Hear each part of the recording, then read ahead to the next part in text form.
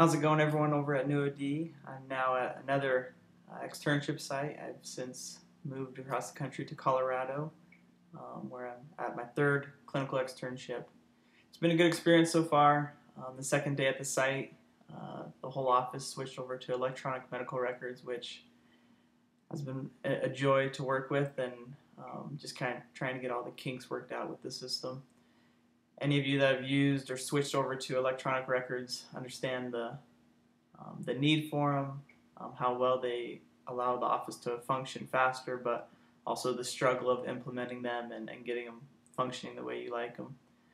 With most of my videos, I usually have a question, and with this video, my question is, what EHR do you use, and what is the pros and cons for that EHR that you use?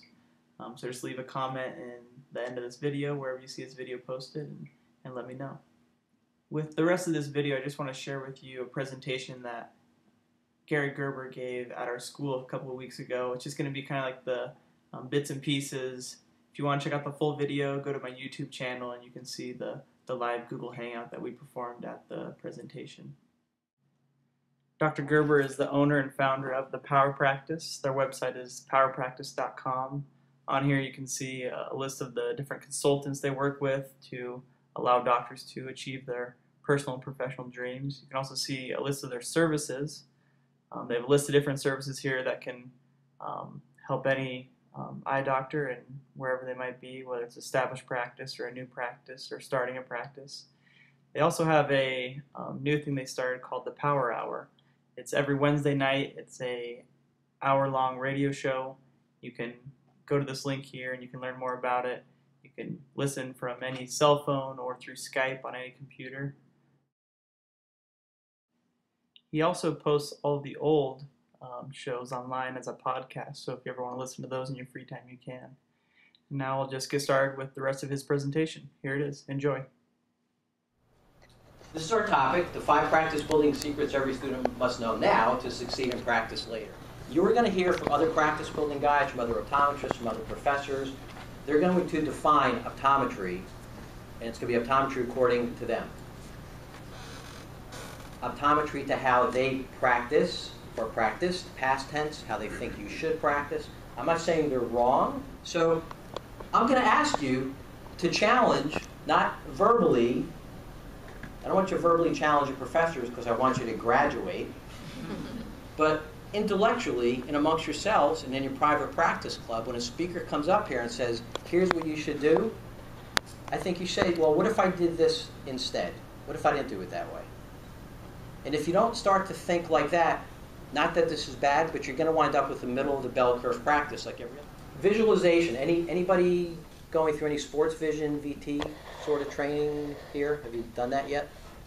You guys have? Just talk about visualization, the studies with the free throw shooters thinking they can shoot. Okay.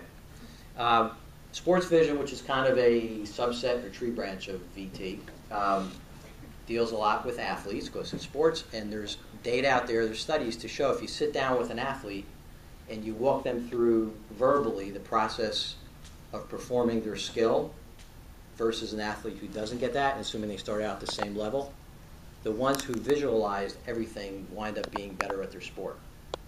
So it's one of these eye-brain, I'm not a sports vision guy, so my terminology is off. It's one of these eye-brain, proprioceptive, muscle memory kind of things. And it's trainable, and there's science to support it. And it goes on in things other than sports vision. So if I said to you, what does your perfect practice look like?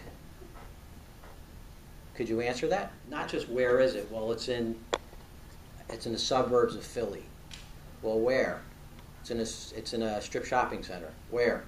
What's it look like? What's the sign look like? When I open up the door, this is a weird one, but it's important. What does it smell like? You know why that's important? If I said, I'm going to say one word, and you're going to get a scent. Dentist. So there's a dentist in New Zealand, famous dentist. His name is Paddy Lund, Paddilund. You should Google him. If it's on Google, it must be true. So when you walk into his office, you know what you smell? You don't smell that dental smell, that sterilizer thing that they use. You smell muffins because he bakes muffins. Which dentist, everything else being the same, which dentist you want to go to? The muffin guy or the smelly dentist guy? when you walk into your office, what do you hear? Do you hear AC/DC like we had in my office because I liked having fun? But that was the culture of the office. Or do you hear classical music because you have seniors? Or if you're doing pediatric VT, do you have like Sesame Street music playing? So you have to start to think of these things. What about your staff? What's your perfect staff person look like? Speak? How are they dressed? And this helps you when you start to put your firm plans together for a practice. You'll call up guys like us and you say, okay, I graduated. I want to open up a practice. What do I do? I'm going to say to you, well, what kind of practice do you want? And if you start thinking about this now and you start recording it, memorializing it, there's no reason, just like the basketball players, you won't have better success later. But if you want to have, for example, a high-end medical OCT, retinal photography sort of practice, and your space is in the King of Prussia Mall, you probably won't do so well as if you're in a nondescript, hard-to-find, low-rent medical building.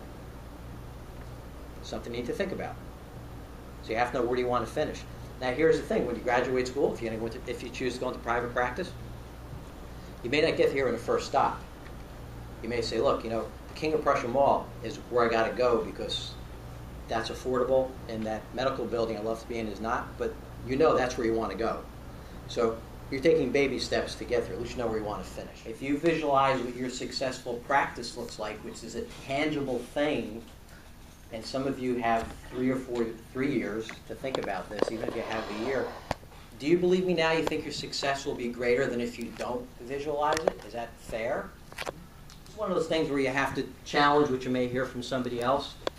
And if you don't get a lot of eyeglass experience, which is pretty typical in the schools, you get a lot of eye experience but not glasses, your patients are going to remember the experience and the environment more so than which is better, one or two. Here's what you need to think about.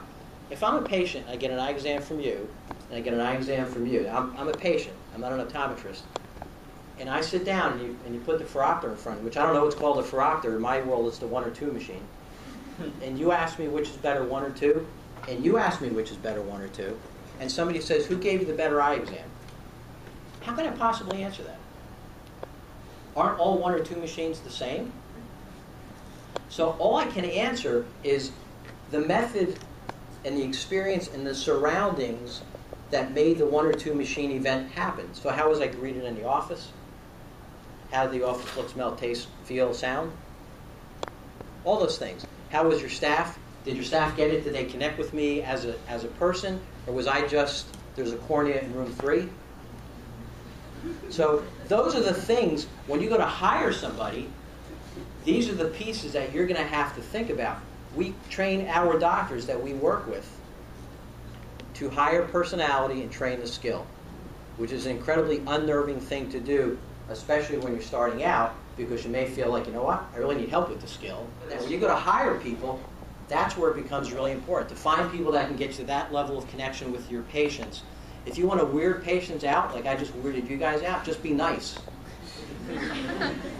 Because the level of customer service every place on earth is so poor, if you focus on it slightly, you will win the game, and you'll have this monster practice because you visualized it, you practiced it, and you weren't afraid to challenge the unconventional. Are you guys dealing yet with insurance plan stuff, like in a dispensary? Have you heard these words out of a patient's mouth? I just went with the plan covers. Has that happened in your world yet? A couple of you? This is called listening between the lines. You know what I just went with the plan covers means?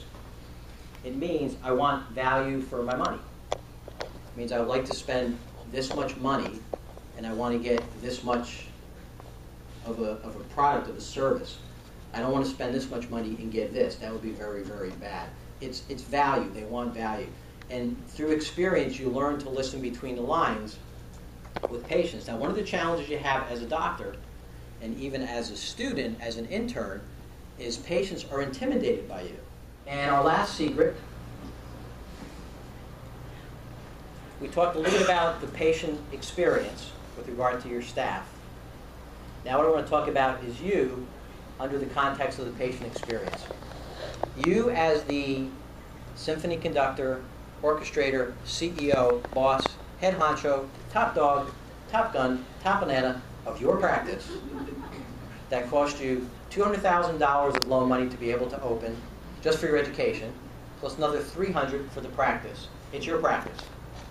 You are in charge for the music you play, the rhetorical music you play in your practice. It's up to you to set the stage for the patient experience. And I can tell you, having physically walked into more than 1,000 offices, that the patient experience is way more important to your success than the clinical prowess that you have. And to do that, you have to think about your purpose versus a task. You have multiple tasks, but you should just have one purpose. And you need to focus on that purpose to set yourself apart and make that purpose very, very patient-driven, patient-directed. The tasks that we do when you guys are about to open up a practice or buy a practice, and you say, what do you guys do? Well, the tasks, we're going to help you evaluate a profit and loss statement. We're going to help you look at tax returns. If you want to open up a practice, we'll help you find the location. We'll help you negotiate your lease. We'll make sure you don't get ripped off when you buy equipment, frames, or anything else that you need to buy. Those are the tasks. But our purpose is to make sure you achieve your dream, whatever that may be. So these are the 5 things that we spoke about. Now, what I didn't talk about you have to have a recall system. You have to have an OCT. That stuff, man, you get that from anybody.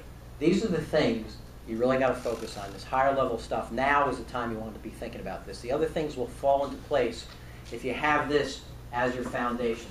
To help you implement these, I want to tell you about some of the things we can do for you. We have a program specifically for students called a Practice Made Perfect program.